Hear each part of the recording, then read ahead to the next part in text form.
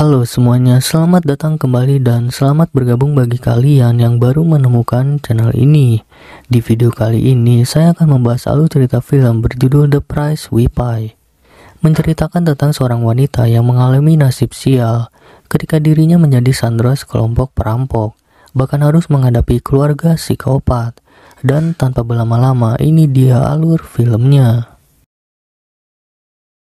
Film diawali dengan memperkenalkan seorang wanita bernama Carly, di mana dirinya akan diantar oleh seorang pria untuk kembali ke kota tempat tinggalnya. Tapi ternyata pria itu berbohong karena malu menurunkan Carly dengan pakaian yang digunakan olehnya. Alhasil, Carly pun diturunkan di tempat pom bensin yang jauh dari kota. Carly kemudian memilih masuk ke dalam toilet sepi. Ternyata ia telah mengambil dompet milik si pria tadi. Tapi setelah uang-uang itu dikeluarkan, tiba-tiba terdengar suara langkah kaki, sehingga dirinya langsung mengeluarkan pisau untuk berjaga-jaga.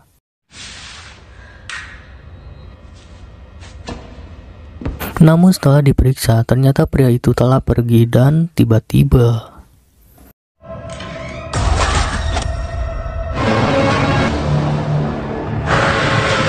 ini dia film The Price We Pay. Keesokan harinya, terdapat seorang wanita bernama Grace yang pergi ke pegadaian untuk menggadaikan barang-barangnya kembali. Ia melakukan itu karena sedang mengalami kesulitan dalam keuangan. Bahkan ia telat melakukan pembayaran di tempat pegadaian ini. Tapi karena butuh, Grace memilih untuk menggadaikan barang-barangnya kembali, yaitu sebuah kalung miliknya. Di saat itulah, Grace melihat sekelompok pria yang masuk ke dalam toko melalui CCTV. Di mana ia melihat aksi rampok yang belum disadari oleh pemilik toko, tapi setelah pemilik toko itu sadar, tiba-tiba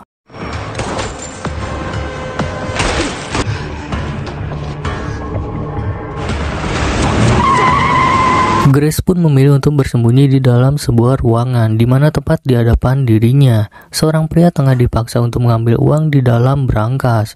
Namun, setelah uang itu diberikan, tiba-tiba salah satu perampok bernama Alex menembak pria itu. Hal itu membuat Cody emosi karena tindakan Alex yang tidaklah seharusnya dilakukan karena telah mendapatkan uang. Dan sialnya, salah satu teman mereka kabur sehingga mereka tidak bisa kemana-mana. Ditambah lagi, Sen teman mereka terluka. Di saat itulah, Grace diam-diam keluar dan melarikan diri setelah ia mengambil kalungnya. Grace yang ditangkap akhirnya dijadikan sandera oleh mereka karena mereka membutuhkan mobil untuk pergi dari tempat ini. Walaupun Alex tidak menyetujuinya, tapi hanya ini cara untuk melarikan diri. Sedangkan mereka tidaklah mengatakan akan pergi kemana dan Grace hanya diminta untuk mengemudi sesuai arah yang mereka beritahu. Namun saat di tengah perjalanan mereka melihat adanya petugas kepolisian sehingga memilih jalur lain. Di saat itulah Cody meminta Alex untuk menghubungi seseorang karena tidaklah memiliki rencana kabur dan telah mendapatkan uangnya. Tapi Alex menganggap pekerjaan ini belum selesai karena sandera yang mereka bawa masih hidup. Dan sialnya, tak jauh, Grace mengemudi. Tiba-tiba mobilnya mogok, di mana mereka memutuskan untuk keluar dan memeriksa keadaan mobil. Namun hingga malam hari, mobil Grace tidaklah bisa dinyalakan kembali dan membuat Alex berpikir bahwa Grace benar-benar sudah tidak lagi dibutuhkan. Bahkan ia berniat untuk membunuhnya demi memastikan pelarian yang bersih. Tapi Cody tidaklah setuju karena Grace hanya seorang sandera yang merupakan warga sipil. Like her, don't you? She's your bag. Di saat itulah Cody melihat adanya sebuah rumah sehingga ia memutuskan untuk pergi ke sana dengan berjalan kaki. Where would I go? Tiba di depan sebuah gudang petani, mereka hanya melihat adanya seorang pria seorang diri dari kejauhan, di mana hal ini membuat Alex berniat untuk melakukan caranya sendiri. Tapi Cody tidaklah ingin menyakiti siapapun kecuali dalam keadaan terpaksa. Jadi ia berencana untuk melakukan penyamaran dan meminta Alex menunggu bersama saudaranya yaitu Shen. When we get in there, we're gonna do what I say when I say. See what you got. Cody yang ditemani oleh Grace menemui seorang pria bernama Danny, di mana mereka menyamar sebagai pasangan suami istri yang sedang membutuhkan bantuan karena mobil yang mereka gunakan mogok. Cody beralasan bahwa akan ada yang menjemput dalam beberapa jam ke depan. Jadi ia meminta Danny agar mengizinkan untuk tinggal sementara. Tapi di sini Danny terlihat bingung untuk menerima kehadiran mereka, sehingga Grace memberikan alasan lain, di mana pada akhirnya Danny mengizinkan mereka tinggal di suatu rumah kosong setelah mendengar mereka hanya beristirahat beberapa jam. Sedangkan diketahui Danny tinggal bersama kakeknya yang saat ini sedang keluar. Setelah itu, Cody mengajak kedua temannya untuk tinggal sementara di rumah petani. Di saat itulah Cody merawat luka tembak di kaki Sam, di mana ia mencolok lukanya terlebih dulu untuk memastikan letak peluru. Dan setelah itu, ia meminta bantuan Grace dan Alec untuk memegang Sam karena ia akan mengeluarkan peluru terlebih dahulu. Namun hal ini membuat Sam pingsan karena apa yang dilakukan Cody untuk mengobatinya sangatlah menyakitkan. Terlepas dari hal itu, Cody ternyata merasa adanya yang salah dengan Danny dan bukanlah karena kehadiran dirinya ataupun lainnya, tapi membuat perasaan dirinya tidak enak. Di samping itu, apa yang menimpa pada Shane membuat Alec menyalahkan Cody. Terlebih Cody adalah mantan militer yang seharusnya tahu taktik agar semua berjalan dengan mulus. Di saat itulah mereka melihat berita tentang perampokan yang mereka lakukan, bahkan terdapat wajah Grace yang menjadi sandra. Sehingga hal ini membuat Alec kembali ingin menghabisi Grace karena polisi sedang mengejar Grace dan akan menjadi ancaman bila Grace terus bersama mereka. I think he must be your biggest fan. Dan akibat dari adanya berita ini membuat Alec curiga terhadap Danny yang kemungkinan sedang menghubungi polisi. Tapi di sini Cody mengancam akan menembak Shane bila Alec melakukan hal konyol terhadap Danny. Alec masuk ke sebuah tempat di mana ia pergi untuk mencari Danny dan tanpa disengaja ia menemukan ruang bawah tanah yang menarik perhatian dirinya.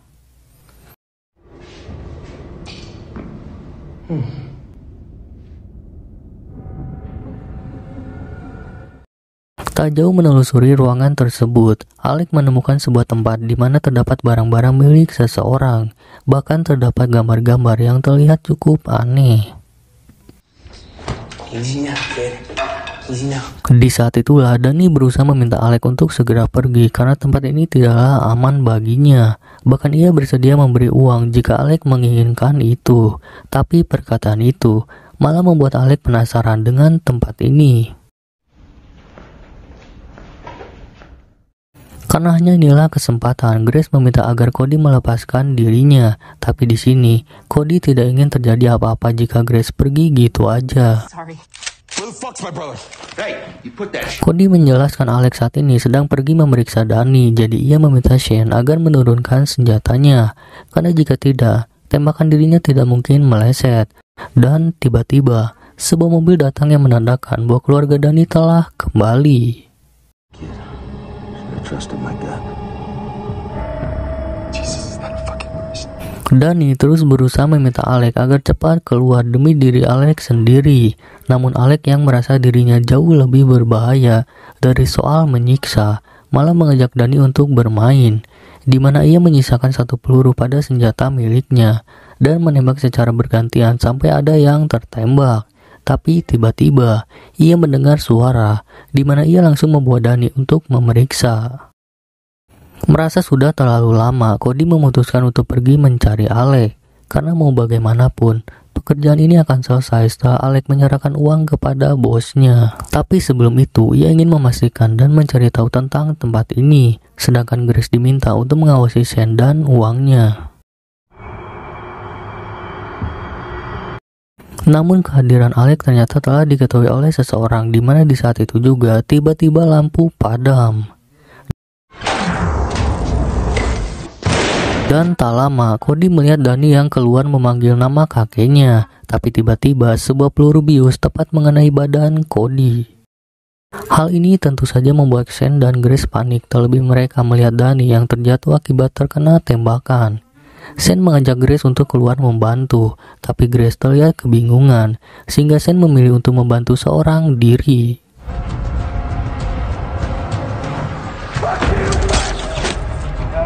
Sementara itu seseorang yang mereka bawa ternyata adalah Kali, di mana Kali menggunakan kesempatan ini untuk melarikan diri, tapi tiba-tiba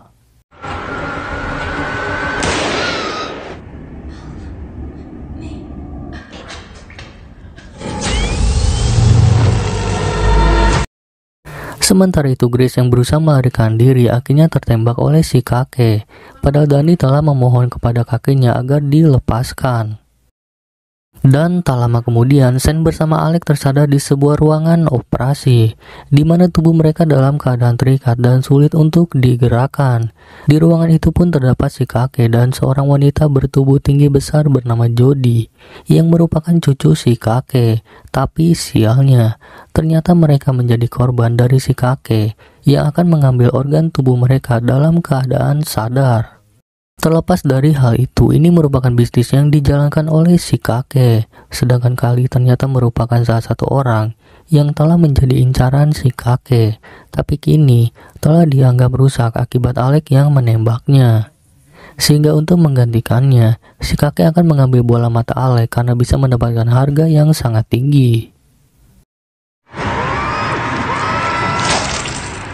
Sebelum melakukan operasi, Dani terlebih dulu memeriksa kondisi tubuh Grace dan tentu saja hal ini membuat Grace bertanya-tanya tentang apa tempat ini, tapi Dani tidaklah bisa menjelaskan dan ia pun telah berusaha memperingatkan agar Grace tidak berada di tempat ini.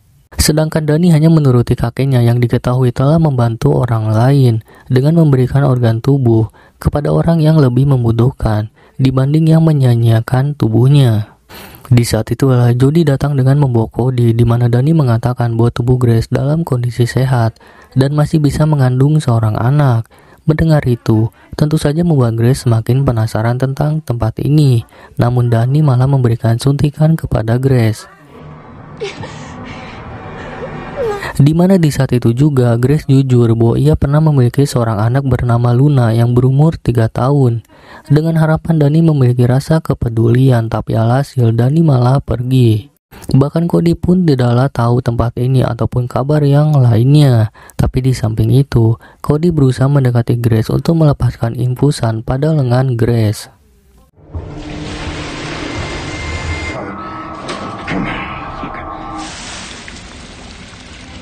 Cody berusaha untuk melepaskan jarum infusan yang ada pada lengan Grace, namun usaha itu terhenti karena Jody tiba-tiba datang untuk membawa dirinya.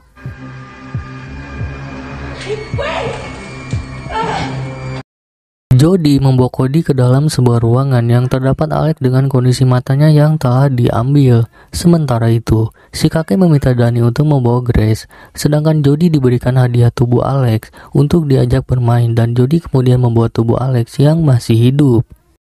Sementara itu Grace berusaha menyadarkan Dani untuk menghentikan semua ini, karena ini tidaklah benar, bahkan ia mengajak Dani untuk melarikan diri bersama-sama.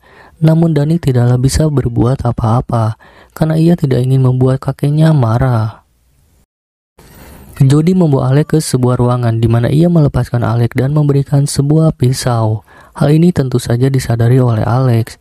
Ia mengetahui bahwa dirinya sedang diajak bermain, sehingga di saat itu juga Alex mencoba melawan dengan kondisi tidak bisa melihat.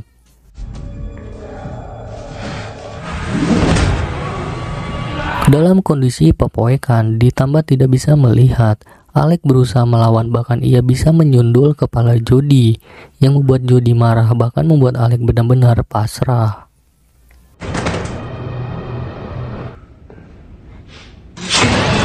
Si kakek akhirnya memulai operasi kepada tubuh Cody dalam keadaan sadar, di mana membuat Grace ketakutan sehingga ia terus berusaha menyadarkan Dani tentang ini yang tidaklah benar.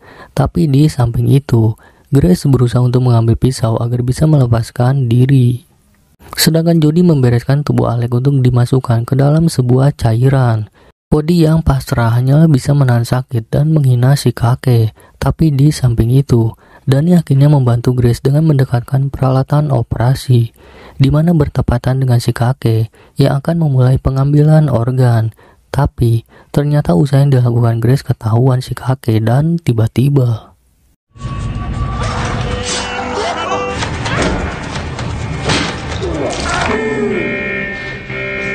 di saat itulah Grace merencanakan sesuatu untuk menghentikan si kakek, tapi tiba-tiba setelah itu Grace berusaha membantu Cody yang tidaklah bisa bergerak. Ia berusaha mencari stapler bedah untuk menutup kembali tubuh Cody yang terbuka. Sedangkan Jody terlihat berusaha membuka pintu yang sempat dikunci oleh Danny.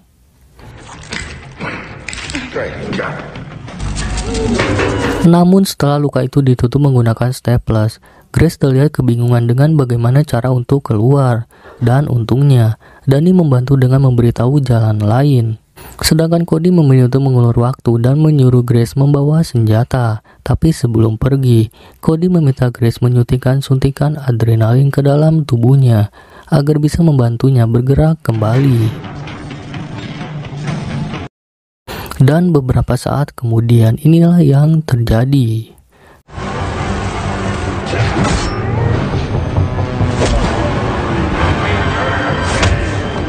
Cody yang awalnya terlihat mudah melawan Jody, akhirnya tidak bisa berbuat apa-apa.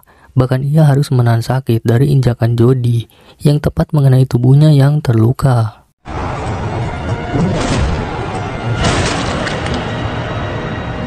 Setelah itu, Jody tiba-tiba menarik tubuh Grace, entah dari mana ia tahu, tapi ini membuat Grace ketakutan. Di saat itulah, Grace menembaki tubuh Jody, tapi Jody tidaklah merasakan apapun dan namun saat akan ditembak kembali, ternyata pelurunya habis. Sehingga di saat itu juga, mereka berdua memilih pergi, namun Jody ternyata masih mengejar dan inilah yang mereka lakukan.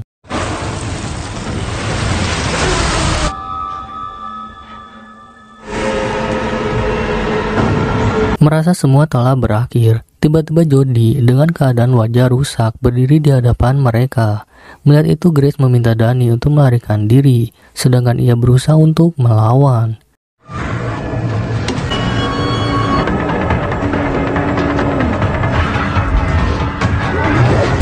Dan dengan sekuat tenaga, Grace berusaha melarikan diri dari Jody yang terus mengincar dirinya. Danny menembak bius kepada tubuh Jody, di mana Jody tidaklah menyangka saudaranya sendiri melakukan hal itu, bahkan menembak secara berkali-kali. Setelah tubuh Jody terjerat kawat berduri, Danny langsung menyalakan sebuah mesin, di mana hal itu membuat kawat duri yang menjerat tubuh Jody tertarik.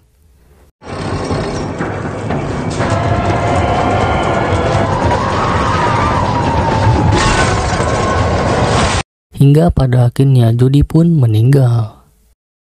Setelah membersihkan diri, Grace mengajak Danny untuk pergi menggunakan mobil milik si kakek. Ia tidaklah tahu harus pergi kemana, tapi ia memiliki banyak uang. Dan setelah Danny memberikan kuncinya, mereka pun pergi meninggalkan tempat ini. Tapi terlepas dari kengerian film ini, pemeran Danny yang bernama Tyler Sander mengalami kejadian tak terduga. Ia meninggal di rumahnya di Los Angeles pada 16 Juni 2022 akibat overdosis fentanyl yang tidak disengaja. Dan film pun didedikasikan untuk mengenang Tyler Sander.